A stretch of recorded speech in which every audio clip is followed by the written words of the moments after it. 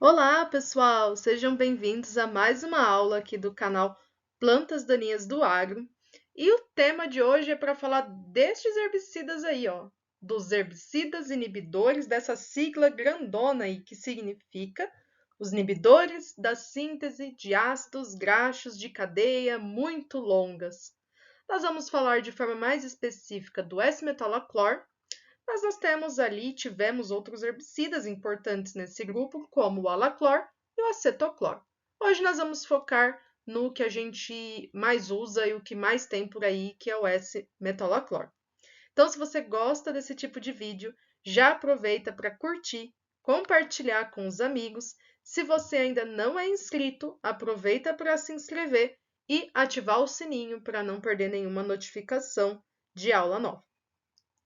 Então, pessoal, o S-metalaclor, ele faz parte desse mecanismo de ação, que é o grupo K, lá da classificação do agarac.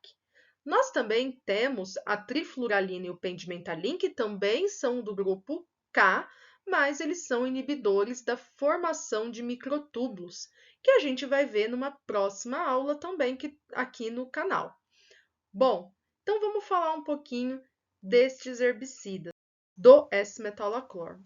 Então, pessoal, vocês vão encontrar também com o nome de inibidores da parte aérea, inibidores da síntese de ácidos graxos de cadeia muito longa, ou ainda inibidores da divisão celular. Então, nesse grupo, pessoal, o alaclor, ele foi o primeiro herbicida a ser comercializado.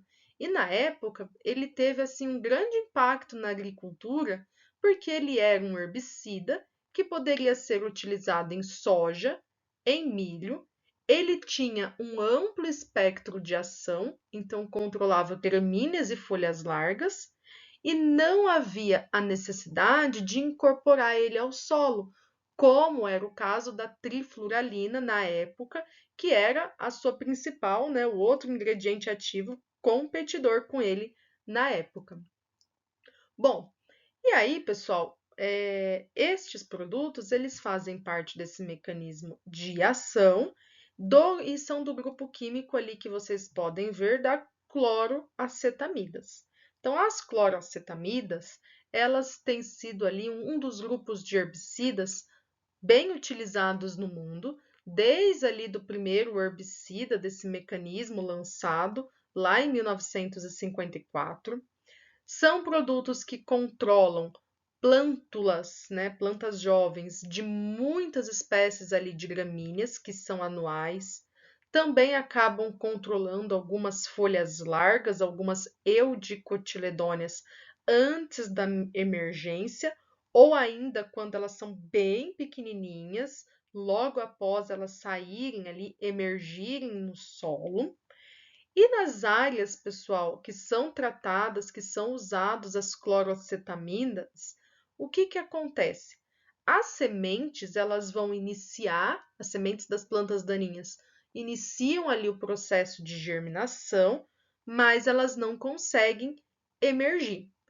Quando elas emergem na superfície do solo, elas vão ter ali, exibir um crescimento anormal daquela plântula. E em combinação com outros herbicidas, as cloroacetamidas, elas podem ali auxiliar no controle, no manejo das plantas de folhas largas. Mas isoladamente não é algo assim muito consistente, né? Não vai ser o foco, o alvo das cloroacetamidas, as folhas largas, certo? O maior uso destes herbicidas, pessoal, ele está ligado ali ao controle de plantas daninhas em pré-emergência, tá? De gramíneas e também de comelináceas, então ali das trapoerabas. E apesar ali, né, de ter vários estudos, o mecanismo de ação, como que leva ali à morte, né? Qual que é aquele mecanismo primário de ação desses herbicidas, ele ainda não é totalmente conhecido, né? O que se sabe, pessoal, é que há a inibição da formação ali dos ácidos graxos de cadeias muito longas. Então, por isso, as cloracetamidas, elas vão estar ligadas ali, vão estar relacionadas com a inibição da produção, da síntese de lipídios, ácidos graxos, dos terpenos, dos flavonoides e também das proteínas. Tudo isso é necessário para a planta crescer e se desenvolver. Se eu não tenho ali os lipídios, os ácidos graxos, como que eu vou ter a divisão celular? Né? Então, isso acaba inibindo, paralisando a divisão celular. Acaba ali que nós não conseguimos, a célula, ela não consegue aumentar de tamanho, certo? Isso inibe o crescimento da raiz, inibe o crescimento da parte aérea, justamente daí o nome também que a gente vê de inibidores da divisão celular, inibidores da parte aérea da planta. Eles também vão afetar a elongação foliar, não vai ter formação de cutícula ali na folha, não vai ter os lipídios que formam a membrana celular. Então vejam, né, como que eles acabam agindo e levando ali a paralisação do crescimento e a plântula nem consegue emergir ali na superfície do solo. Então deixei de exemplo, pessoal, para vocês o S-metalaclor.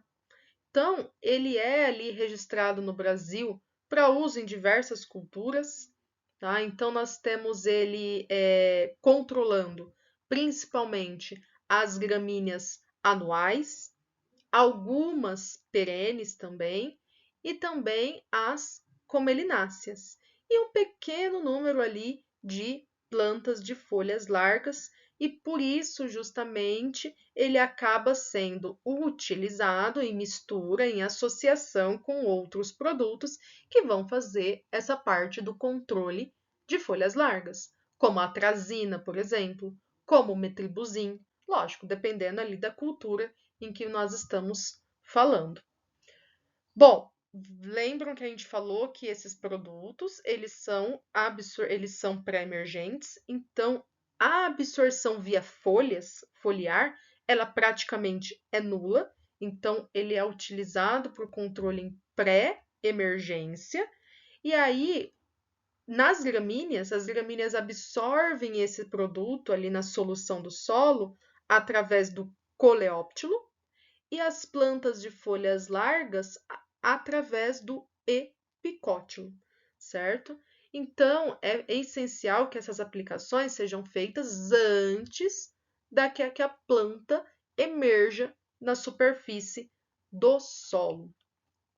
Bom, pessoal, essa aqui são algumas, né, das características desses produtos e também do S-metalaclor. Vejam que ele acaba sendo utilizado em associação com outros produtos para que a gente aumente ali o espectro de controle de plantas daninhas. E ele, então, faz parte desse mecanismo de ação, que é os inibidores dos ácidos graxos de cadeia muito longa, certo? Do grupo K, ali segundo o Agarac. Bom, pessoal, espero aí que vocês tenham gostado de ver um pouquinho mais sobre o S-metalaclor, um pouco mais também sobre esse mecanismo de ação, sobre o uso também de pré-emergente, que é, né, uma importante ferramenta para a gente manejar plantas daninhas resistentes, para evitar a seleção de plantas daninhas resistentes, e é um outro ingrediente ativo para controlar gramíneas em pré-emergência, certo? Então a gente consegue rotacionar em algumas culturas com esse mecanismo de ação. Bom, pessoal, então aproveita para curtir o vídeo, compartilhar, se inscreva no canal se você ainda não é inscrito e ativa o sininho para não perder nenhuma aula nova. Até mais e até a próxima aula!